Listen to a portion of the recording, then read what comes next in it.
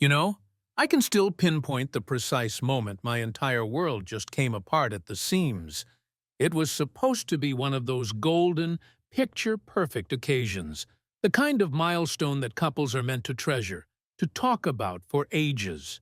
But in the span of a few heartbeats, everything I believed to be true about my wife, about our marriage, and the future we were meticulously building together just imploded.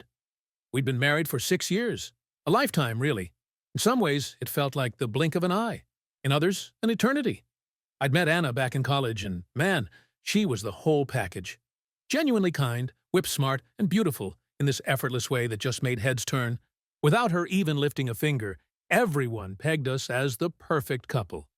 A real-life love story, like something straight out of a Hollywood romance. And the crazy part?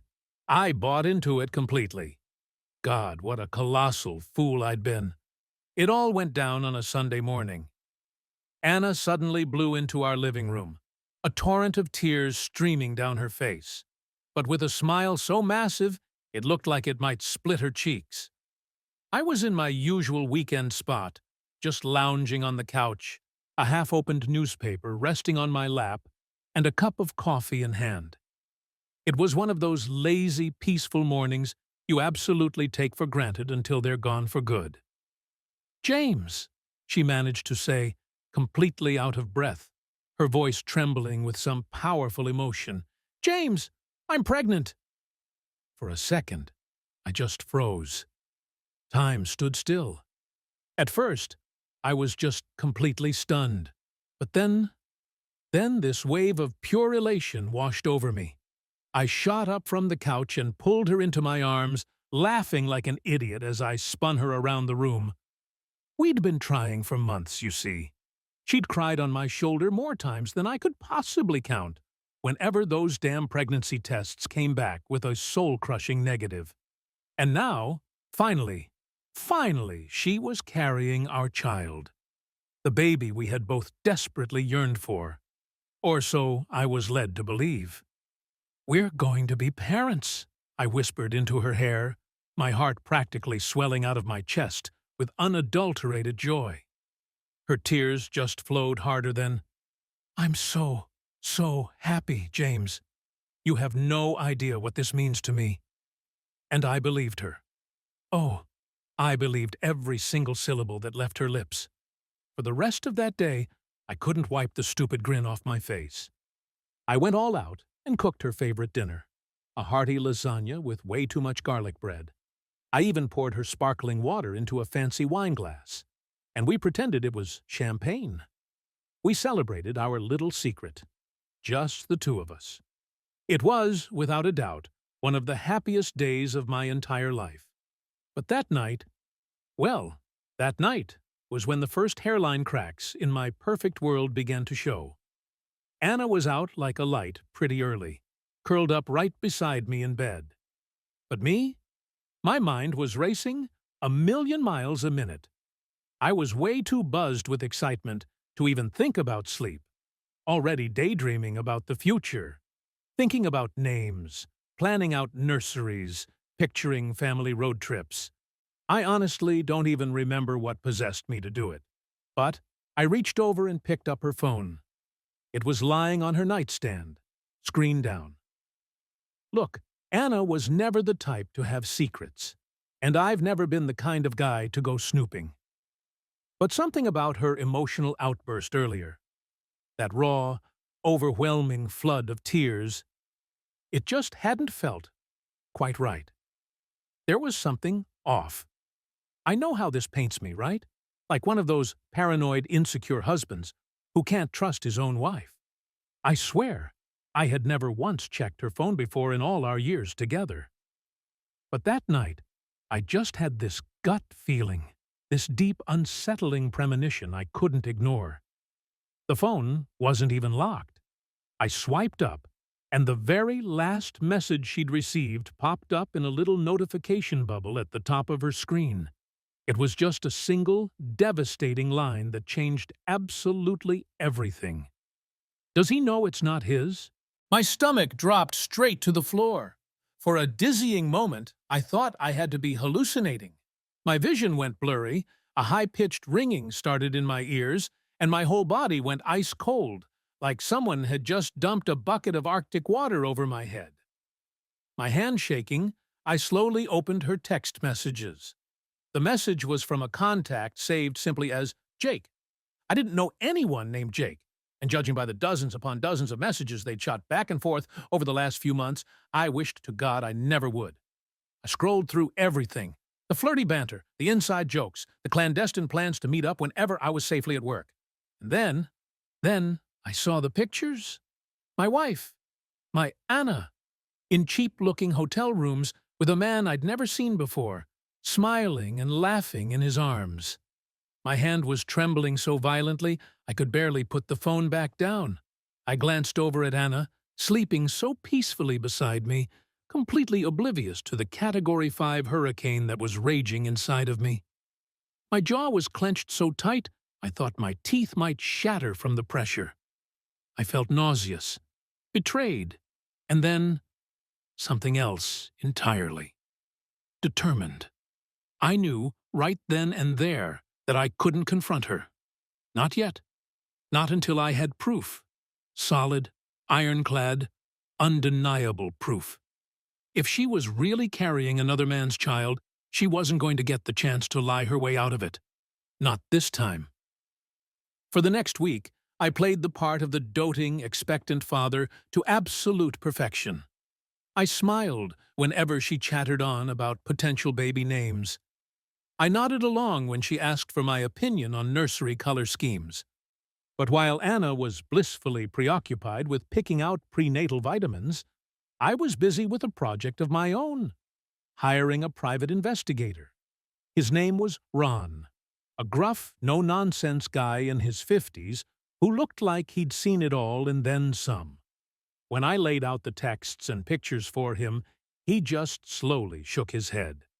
"You deserve better than this, kid," he muttered. "I'll find out everything. Don't you worry." It took him less than a week. Ron handed me a thick manila file on a Tuesday evening. I just sat there alone in my parked car, the garish lights of a strip mall washing over me, and flipped through the photos and detailed reports. Anna had been seeing this Jake character for over a year.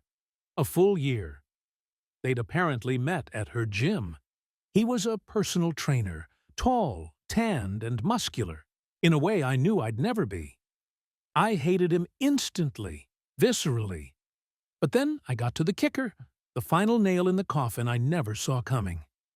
Jake wasn't just some random homewrecker. He was married. I found myself staring at a picture of him and his wife, a woman named Emily. They had 2 kids, a little boy and a little girl. A perfect, happy little family. I snapped the file shut and gripped the steering wheel so hard my knuckles went bone white. Anna hadn't just betrayed me. She had systematically ruined my life. Well, now it was my turn to return the favor. The plan began to form in my mind, slowly and meticulously. I wasn't about to let my raw emotions get the better of me and screw this up. I decided to reach out to Emily first. I wasn't entirely sure how to approach a situation like this, so I settled on sending an anonymous email with all the damning evidence attached. In the message, I told her how sorry I was, that I knew this would be devastating, but that she deserved to know the truth. She wrote back the very next day. Her reply was short, just a few words, but I could feel the sheer devastation practically radiating from the screen. "Thank you. I don't know what to say. He's dead to me." Good. Next, I just had to wait for the perfect moment to confront Anna. It finally came on a Friday evening. She had just gotten home from a doctor's appointment, still glowing. I'd made dinner, steak and potatoes, another one of her favorites. She sat across from me at our dining table, happily chatting away about the ultrasound appointment she'd just scheduled for the following week. "Anna," I said quietly, cutting her off mid-sentence. "Who's Jake?" The color drained from her face so fast, I honestly thought she might pass out right there. Her fork clattered loudly against her plate. "What?" she whispered, her voice barely audible. "Jake," I repeated, my own voice eerily calm and measured. "You know, the guy you've been screwing behind my back for the last year." Her lower lip started to tremble. "James, I I don't know what you're talking about." "Don't you dare lie to me, Anna," I snapped, the calm facade finally breaking. "I've seen the texts. I've seen the pictures. You're carrying his baby, aren't you?" Tears instantly welled up in her eyes. "No, no, James, it's not like that." I let out a bitter, humorless laugh. "Oh, it's not like that? Please, enlighten me. Tell me exactly what it's like. Because from where I'm sitting, it looks a hell of a lot like you've completely destroyed our marriage for some gym rat who's cheating on his own wife." She completely fell apart, collapsing forward onto the table in a heap of sobs. "I'm so sorry, James. I made a mistake. I love you. I swear I do. Please, please, forgive me." I just shook my head slowly, feeling nothing but cold resolve. "No, you don't get to beg for forgiveness, not after this." I stood up, pulled a sealed envelope from my jacket pocket, and tossed it onto the table in front of her. "You know what this is? It's a paternity test. The results came in yesterday. That baby isn't mine."